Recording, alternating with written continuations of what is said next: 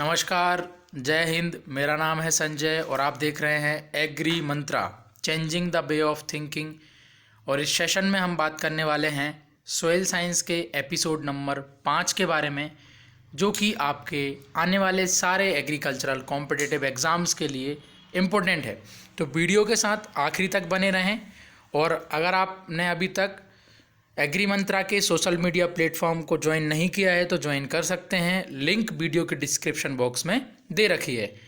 वहाँ पे आपको मिलेगा daily current affair dose, important PDF notes और इम्पोर्टेंट वीडियोस की लिंक वहाँ पे आपको अवेलेबल होती रहती हैं। और अगर आपने अभी तक सॉइल साइंस के पुराने एपिसोड्स को नहीं देखे हैं तो उनको भी आप देख लीजिएगा, ताकि आपके सारे कॉन्सेप्ट क्लियर हो जाएं। तो यहाँ पे हम इम्पोर्टेंट पॉइंट्स की बात करने वाले हैं, जो कि आपके एग्ज़ाम के लिए इम्पोर्टेंट है। तो वीडियो के साथ आखिरी तक बने रहें। पहला हमारा है Dokuchaev, the father of soil science. मतलब कि जो डाकुचेप साहब हैं, जो साइंटिस्ट साहब जो हैं, इनको मृदा विज्ञान का जनक या मृदा विज्ञान का पितामह कहा जाता है। ठीक है, तो ये पॉइंट इंपॉर्टेंट है, बहुत सारे एग्जाम में पूछा गया है। फादर ऑफ सॉइल साइंस कौन है? तो डाकुचेप।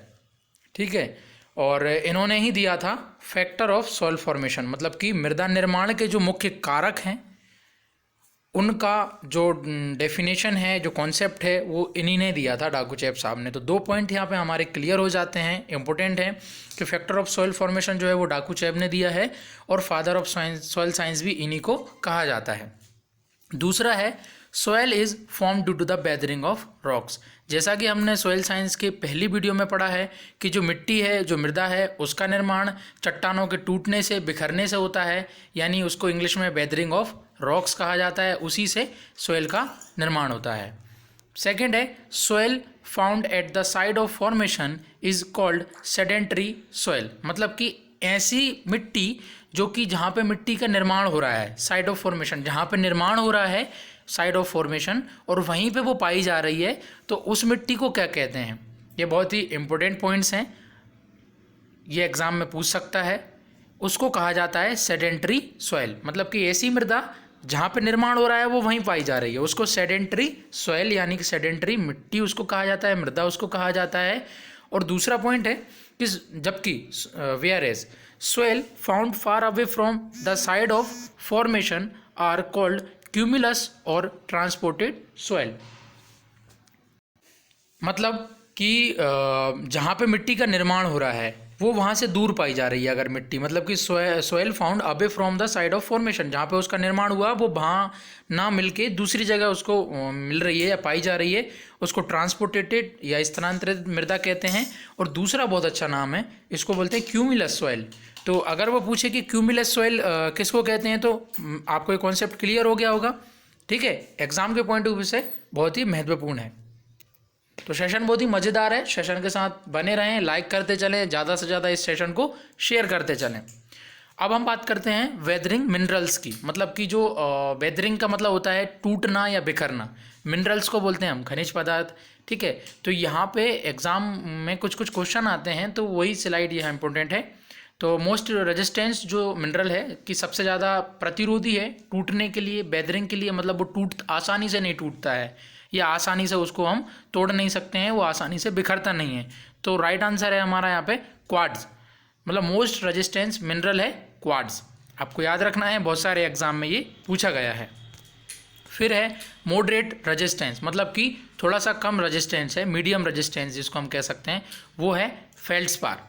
ठीक है, फेल्ड्स्पार का हमने एक और पॉइंट पढ़ा था कि जो हमारी अर्थ क्रस्ट है, जो अर्थ है, उसमें सबसे ज़्यादा पाए जाने वाला मिनरल्स कौन सा है? तो फेल्ड्स्पार। लगभग 59% ये इसका वो रहता है कंट्रीब्यूशन। और फिर है लीस्ट रेजिस्टेंस, मतलब कि जो कम रेजिस्टेंस है, वो जल्दी से बिखर सकता है, टूट सकता है, तो वो है कैल्साइट। ये भी महत्वपूर्ण है, आपको ये दोनों तो याद रखने ही है, मोस्ट रेजिस्टेंस और लीस्ट रेजिस्टेंस।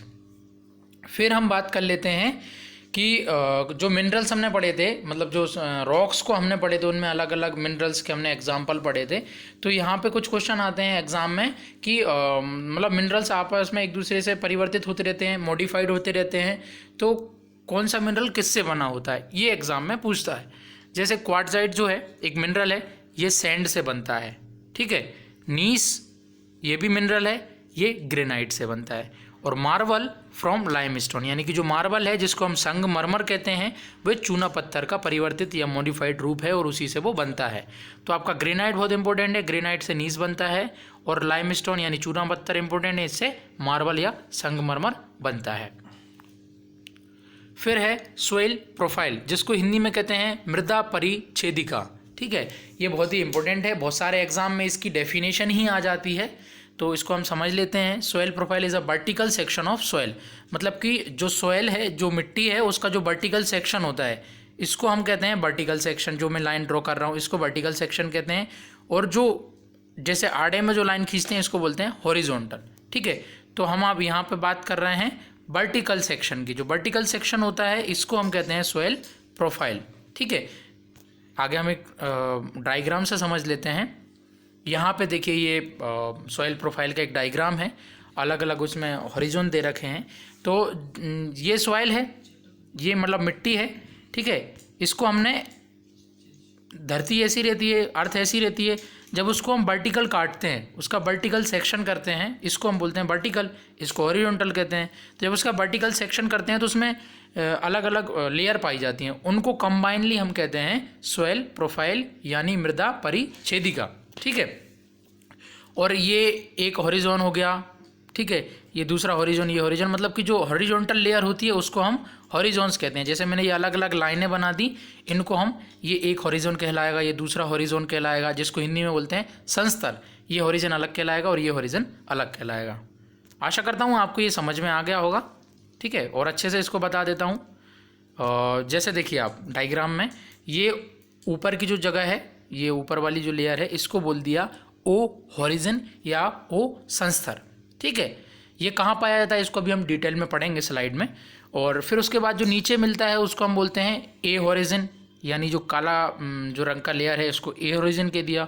उसके नीचे वाली जो हॉरिजन है हल्की सी क्रीमी कलर की, इसको बी हॉरिजन कह दिया, ठीक है। फिर उसके नीचे वाले को, ये जो अलग कलर हल्का सा दिख रहा है, इसको सी हॉरिजन हमने कह दिया, ठीक है। उसके नीचे वाले को फिर हमने, नीचे वाले का जो थोड़ा कठोर रहता है, पत्थर जहाँ आ जाता है, उसको हम बोलते हैं आर हॉरिजॉन। तो बहुत सारे संस्तर होते हैं, बहुत सारी लेयर होती हैं जिनसे मिलकर मृदा परिच्छेदिका या सॉइल प्रोफाइल बनती है, ठीक है।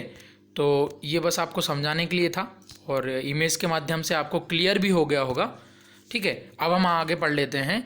The horizontal layer in soil profile are called horizons, मतलब कि अभी हमने सॉइल प्रोफाइल पढ़ ली, अब ये सॉइल प्रोफाइल ये हो गई वर्टिकल सेक्शन।